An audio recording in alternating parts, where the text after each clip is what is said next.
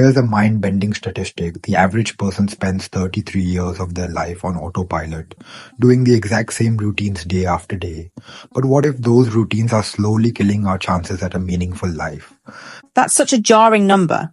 It really makes you think about how we're spending our precious time. And here's what's fascinating about that. Neuroscience shows our brains actually process routine days differently. When we are doing the same things repeatedly, our brain doesn't bother creating distinct memories. That's why time seems to speed up as we get older. So in a way, we're literally losing chunks of our lives to this autopilot mode? Exactly.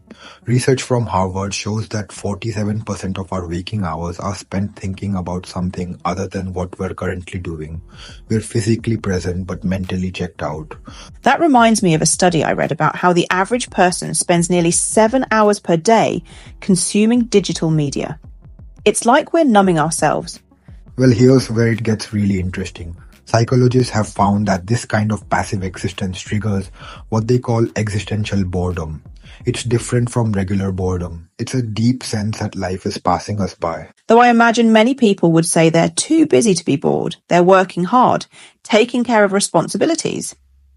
That's the fascinating trap though. We can be incredibly busy without making any real progress. Studies show that 65% of people report feeling like they're always busy, but not productive.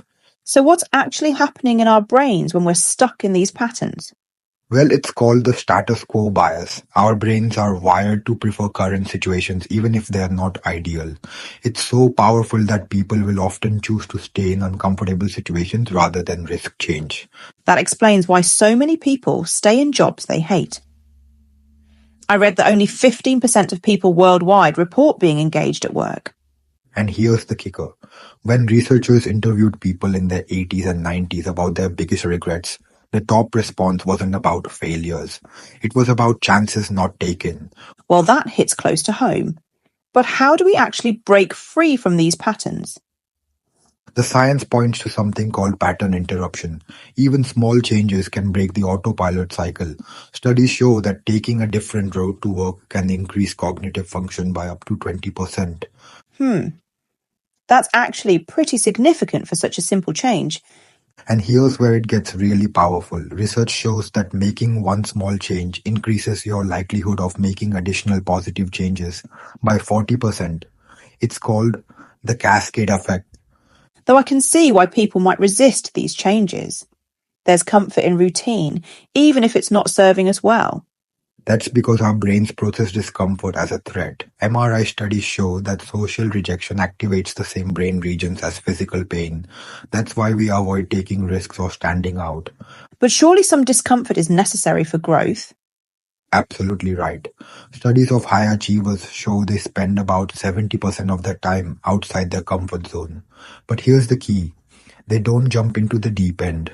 They use something called progressive exposure. That reminds me of the research on habit formation. They found it takes an average of 66 days to form a new habit, not the 21 days we often hear about. Exactly. And speaking of time, let's talk about how we perceive future consequences. Studies show we literally view our future selves as strangers, which makes it easy to procrastinate. That's fascinating. So when we say, I'll do it later, we're basically dumping our problems on a stranger? Precisely. And research shows that people who can vividly imagine their future selves make better long-term decisions. They save more money, exercise more regularly, and take more calculated risks. So what's the most effective way to start making these changes? Studies point to something called minimum viable action. Instead of trying to transform your entire life overnight, you start with tiny 2-minute actions.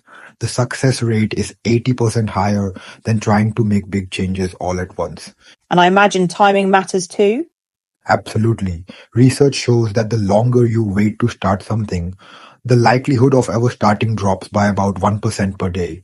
That's why the I'll do it later mentality is so dangerous. Those numbers really put things in perspective. And here's the final piece that ties it all together. Studies show that people who actively design their lives report 40% higher life satisfaction than those who just let life happen to them. So, what would you say to someone listening right now who feels stuck? The research is clear. Start small, but start today. Even a 1% change compounded daily leads to a 37 times improvement over a year.